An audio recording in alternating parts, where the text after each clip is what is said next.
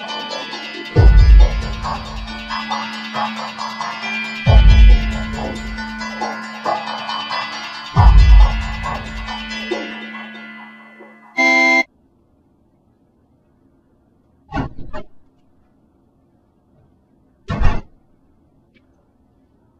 Raphael.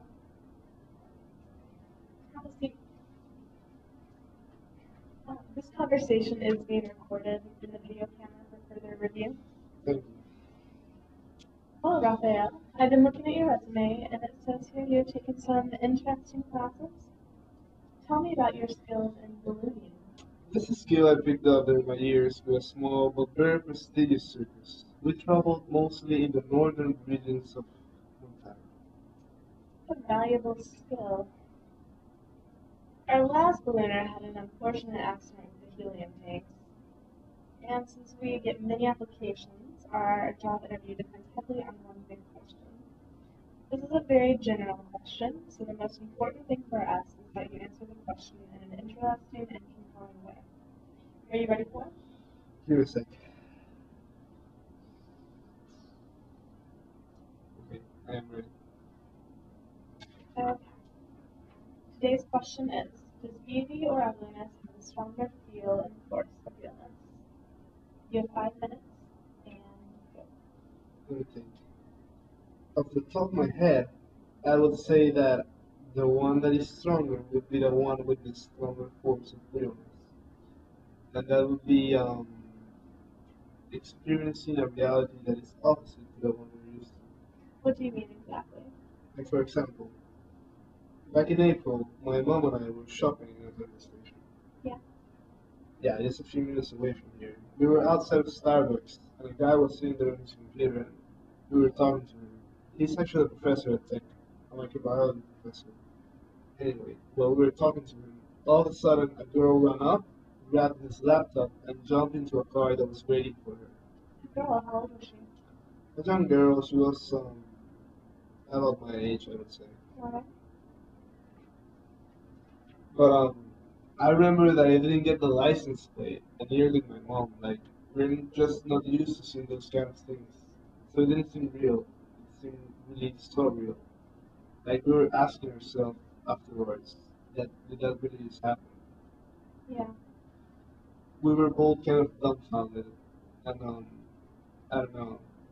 So I think a lot of times what has a stronger feel and force of realness is what we're used to, what's been consistent and familiar to us, what's normal, I think, shapes our perception of life, and it's what ultimately becomes our reality. Then when we're faced with the opposite of our reality, we don't see it as real or not real. Yeah, I know what you mean. Actually, I can tell you a little story myself. I'm originally from Panama. Oh, really?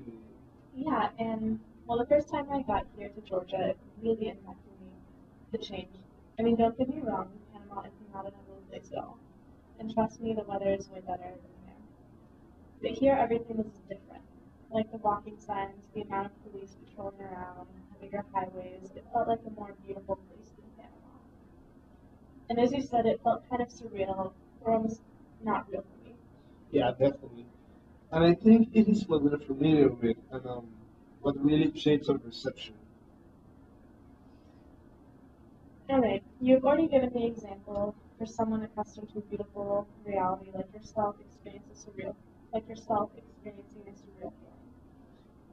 So I will give an example about someone accustomed to an ugly reality experiencing a surreal feeling through the people watching this change really grasps the idea you're trying to share with me. I saw once this guy who lived in the middle of the ghetto. He probably had never experienced someone being kind to him. His mother died when he was 4 years old. One day, a girl comes up to him and gives him a flower, smiling. The rest is for your imagination to figure out. How does this guy who probably never experienced an act of kindness before respond to it? Completely. How do you know this guy anyway? Oh, actually, completely made up story. Just an example. I find it a bit stereotypical though. The stereotypes, but Stereotypes are there because there's some truth to it. correct. Absolutely. I think it really just comes back down to what is consistent in your life, what you're familiar with. Mm-hmm. I'm familiar with the suburbs of Atlanta. You know, not really being exposed to a lot of things that are outside of the prosperity I have experienced growing up. Yeah, So even seeing that girl steal the man's laptop, like my mother and I were just frozen. of course. We didn't do anything. I can imagine. If I have that professor, I don't know if I'm going to stay today because he'll say, "Oh, you're the moron that watched my laptop." So yes, I remember back in Panama, I've been hearing a lot of this dangerous stuff. I've never experienced it by myself. I've never been mugged. I've never watched someone get mugged. I've never watched any sort of violence. I just hear it. But just hearing it is like getting used to it. And if something happened, I don't know. I already have that image in my head of something happening, and if something happened, I don't know. It would feel surreal, but at the same time, I would have that expectancy of it happening. It is a weird subject to talk and debate about. But I think in the end, it's just our personal experiences or our personal perception of things. What is really going to define if we see it as something real or if we see it as something surreal. Well, Raphael, 5 minutes have passed. I just have one more question. We need someone with special language skills. Do you happen to speak Elfish? funny that you ask, because yes, I do. I worked for many years as a translator in the Elvish language. Wonderful. We'll be in touch then. Thank you for coming. Thank you very much, Miss De La Guardia. I hope hearing from you soon. Wait. 그러면 참여자가 Pinar, Ingolin, Pilva, Muin. Yeah, yes. thank you.